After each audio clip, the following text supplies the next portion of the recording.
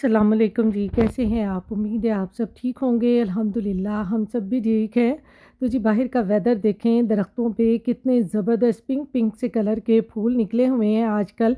जैसे ही गर्मी स्टार्ट होती है ना, तो इस तरह के दरख्तों पर ये फूल लगते हैं, बहुत ही खूबसूरत लगते हैं, लेकिन ये बहुत कम अरसे के लिए होते हैं। तो यहाँ पर जी अब्दुल की बस आ गई है और अब्दुल जा रहा है स्कूल।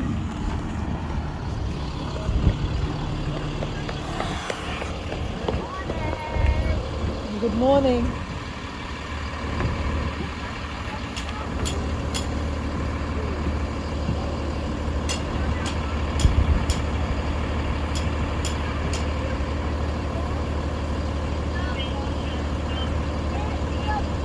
तो बच्चे चले गए हैं जी स्कूल। बस इन बस वालियों की भी बड़ी रूटीन होती है कि इन्होंने हर स्टॉप पे खड़े होके बच्चों को लेना होता है। बहुत ही ये नाइस होती हैं और बच्चों की तो बहुत ज़्यादा केयर करती हैं। तो चलें जी अब घर चलते हैं।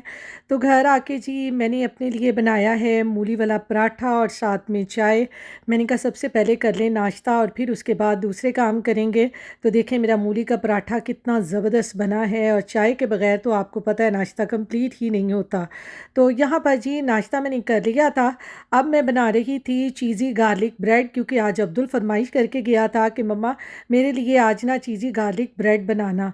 तो उसके लिए मैं बना रही हूँ डो बनाने के लिए मैंने बाउल में 1 टीस्पून डाली है शुगर और फिर उसमें मैंने 1 इसका साशे डाल दिया है। साथ में 1 कप नीम गर्म दूध डालकर उसमें थोड़ा सा ऑयल डालकर और ईस्ट को राइस होने के लिए मैंने रख दिया है। यहाँ पर जी 5 मिनट के बाद देखें ईस्ट हमारी कितनी ज़बरदस्त राइस हुई है। तो मैं पहले इसी तरह से ईस्ट को राइस कर लेती हूँ, इससे ना डो बड़ी ज़बरदस्त बनती है। पहले मैं आटे में ही सब कुछ डालकर उसको गूंद लेती थी तो मेरी डो इतनी अच्छी राइस नहीं होती थी। तब से मैं इस तरह ईस्ट को पहले नीम गर्म दूध में डालकर इस तरह कवर करके रख देती हूँ। तो 5 मिनट के बाद जब ईस्ट बिल्कुल बबली बबली सी हो जाती है ना, तो फिर इसमें मैं मैदा डालकर अच्छे तरीके से गूंद लेती हूँ। फिर डो ना बड़े अच्छे तरीके से राइज़ होती है। तो यहाँ पर जी आटा मैंने अच्छे तरीके से गूंद लिया है। अब इसके ऊपर मैं डालूँगी थोड़ा-सा ऑयल और फिर इसको मैं अच्छी तरह ग्रीस करके और फिर इसको कवर करके मैं 2 घंटे के लिए राइस होने के लिए रख दूँगी। आजकल थोड़ी गर्मी हो गई है ना, तो मैं इसको रूम टेम्परेचर पे ही रख दूँगी, इसको ओवन वगैरह में नहीं रखूँगी। तो आजकल तो पाकिस्तान में भी वेदर काफ़ी चेंज हो गया है। मैं कहती हूँ गज़ब की गर्मी शुरू हो जाती है पाकिस्तान में। तो यहाँ पर जी मैं लेने आ गई थी अब्दुल को बस स्टॉप पे। तो बाहर देखें वेदर ज़रा ज़रा सूरज में ये बादलों को चमकते हुए देखें कितने खूबसूरत लग रहे हैं। यहाँ पर जी अब्दुल को मैं घर ले आई थी। अब मैं उसकी बनाने लगी थी चीज़ी गार्लिक ब्रेड। तो डो देखें माशाल्लाह से राइस हो चुकी है। अब मैं इसको बोर्ड के ऊपर थोड़ा सा खुश्क आटा डालकर 1-2 दफ़ा फिर गूंद लूँगी ताकि जो हमारी डो है वो अच्छे तरीके से सेट हो जाए।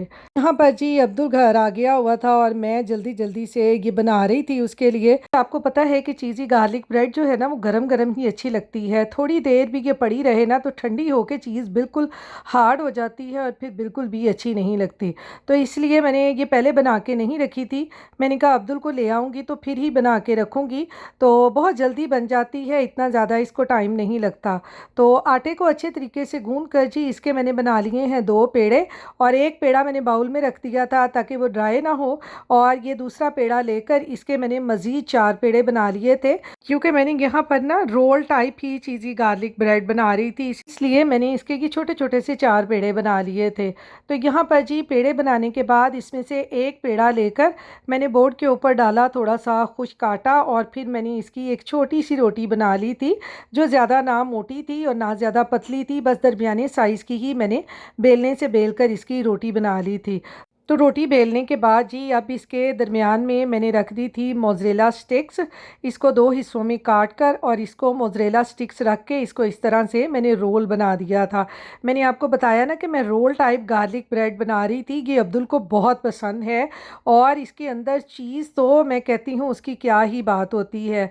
तो फिर जी मैंने जिस पैन में इसको बेक करना था उसमें मैंने डाला थोड़ा सा ऑयल और फिर ब्रश के साथ मैंने अच्छे तरीके से इसको ग्रीस कर लिया। फिर मैंने जो जो रोल बनाया था ये चीज़ी ब्रेड का, उसके ऊपर मैंने नाइफ़ से छोटे-छोटे से कट लगा दिए ताकि बेक होने के बाद इसके ऊपर अच्छा सा डिज़ाइन बन जाए। और जी चारों रोल इस तरह से बनाने के बाद मैंने इनको बेकिंग पैन में रख दिया और रखने के बाद फिर मैंने यहाँ पर लिया जी ये चॉप किया हुआ लहसुन।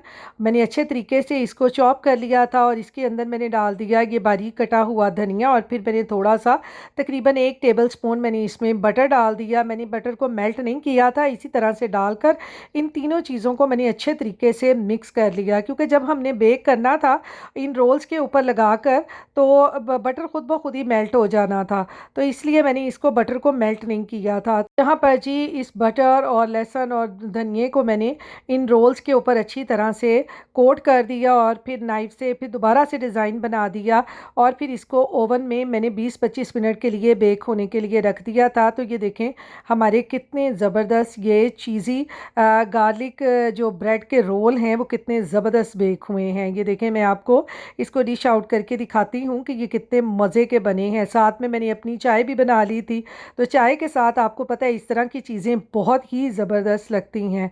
तो यहाँ पर मैं आपको काट के दिखाती हूँ कि ये देखें अंदर से चीज़ कितनी ज़बरदस्त है। आप ये ज़रूर ट्राई कीजिएगा और बच्चों को बनाकर दें। लंच बॉक्सेस वगैरह में मैं कहती हूँ बच्चे ये बहुत पसंद करते हैं। तो यहाँ पर ये बहुत ही मज़े के बने थे, मेरे अब्दुल को तो ये बहुत पसंद आए थे, तो आप ये ज़रूर ट्राई कीजिएगा। यहाँ पर जी अब हम जा रहे थे लैबकोर, क्योंकि आज मेरे ब्लड वर्क की अपॉइंटमेंट थी थायराइड के लिए। यहाँ पर 6 माह के बाद ना ब्लड वर्क होता है मेरा थायराइड का लेवल चेक करने के लिए, यानी थायराइड का लेवल कम है या ज़्यादा, तो इसलिए हम जा रहे थे। और यहाँ पर मेरे हस्बैंड मुझे बड़ा ही मजाक कर रहे थे कि चल आज उन्होंने तेरा खून करना। उस दिन मैं भी उनको ऐसे ही कह रही थी ना कि आज उन्होंने आपका खून निकालना है, तो आज वो मुझे मजाक कर रहे थे कि चल आज तेरा ही उन्होंने खून लेना है। तो यहाँ पर जी हम हॉस्पिटल पहुँच चुके थे और ब्लड देने की बारी मेरी आ चुकी थी। इसके साथ ही अपनी दुआओं में याद रखिएगा जी, अपना ख्याल रखिएगा। अल्लाह हाफिज़।